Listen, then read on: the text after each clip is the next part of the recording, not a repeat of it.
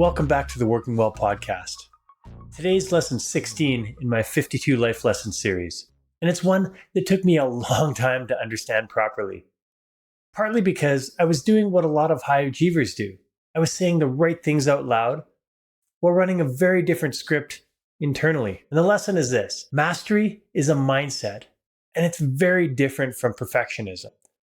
Understanding and acting on this distinction changes everything.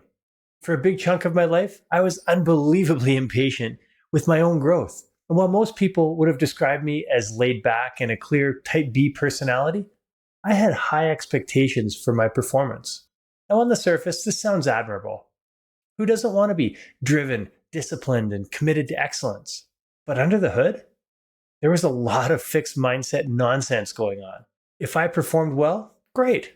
If I didn't, I could be brutally hard on myself.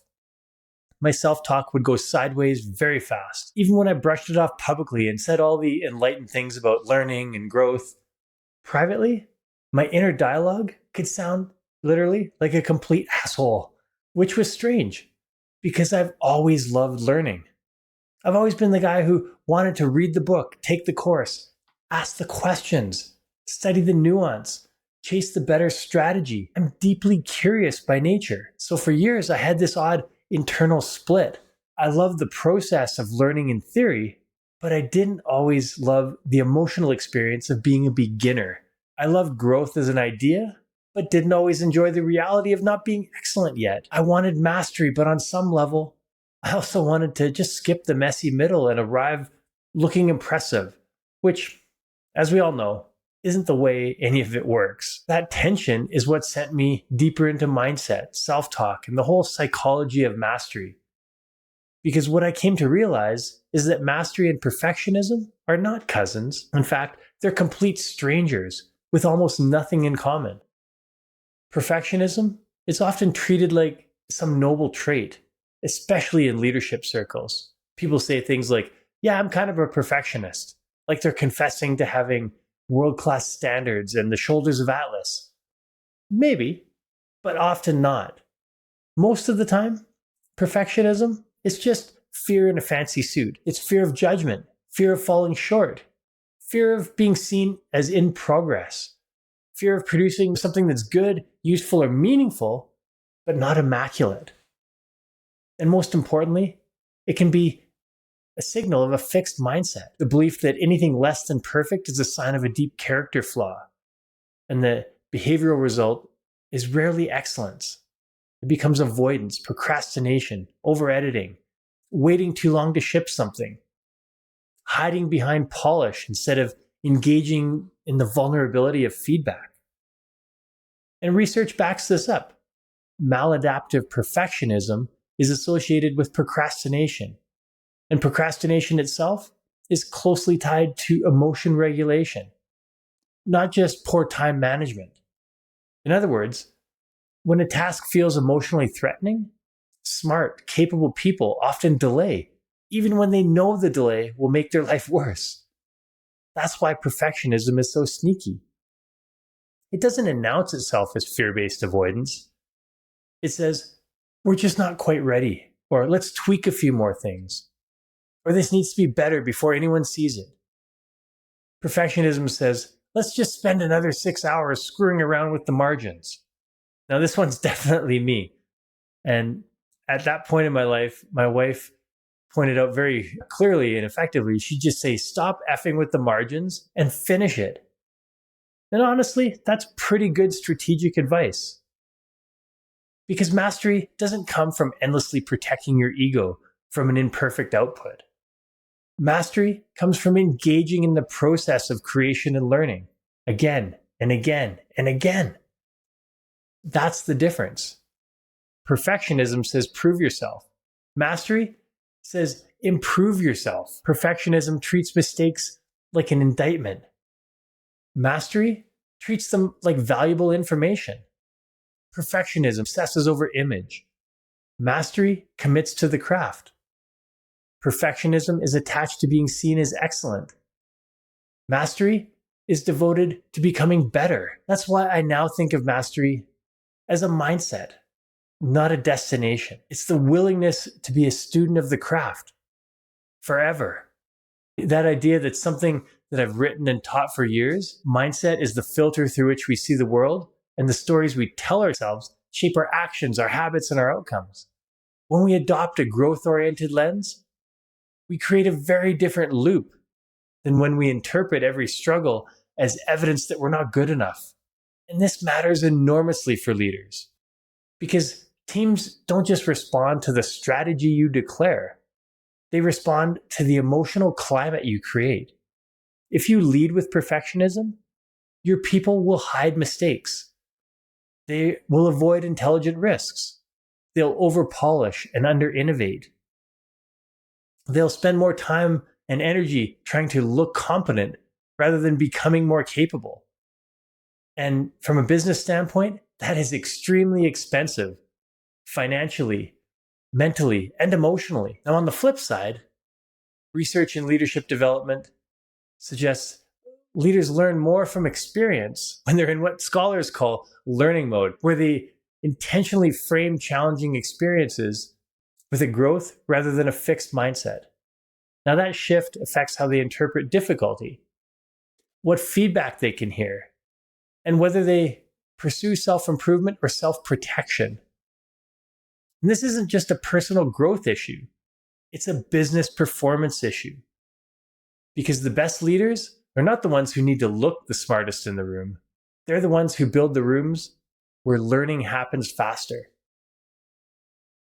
And here's one important point that often gets missed in the mastery versus perfectionism debate. Mastery does not involve self-abuse. Mastery is built through curiosity, interest, and consistency.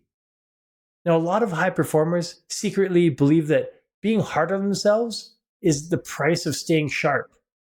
That if they become too kind to themselves, they'll get soft, lazy, and out of touch. Now, again, research shows otherwise. Self-compassion has been linked to mastery goals, lower fear of failure, and greater willingness to improve after setbacks. It helps people stay engaged in growth without turning every stumble into a character assassination.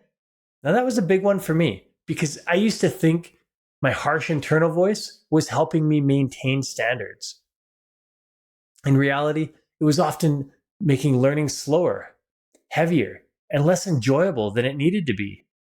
And when I've been at my best, whether writing, creating, speaking, parenting, rebuilding my health, or trying to become a better husband, the progress has almost always come from a different energy.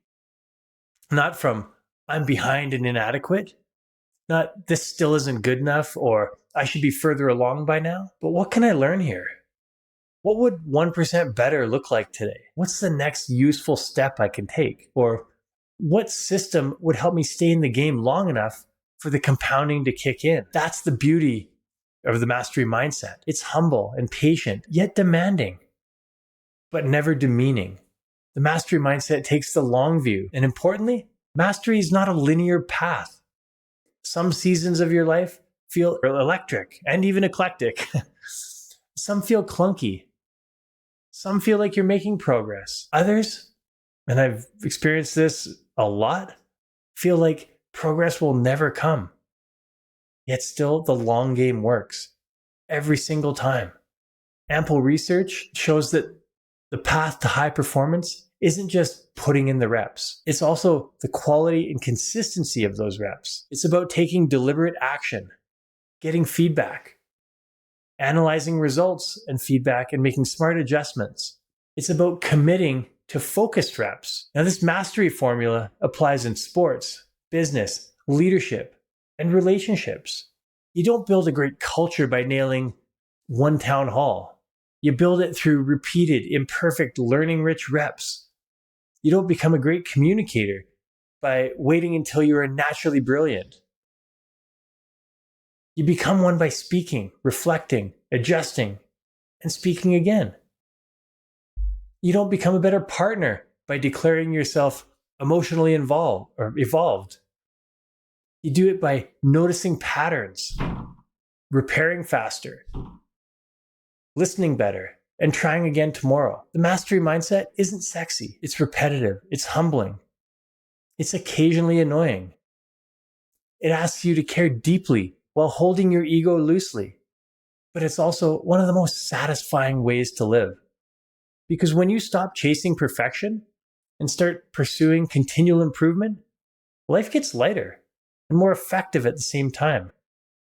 You create more, you learn faster, you recover better, you enjoy the process more.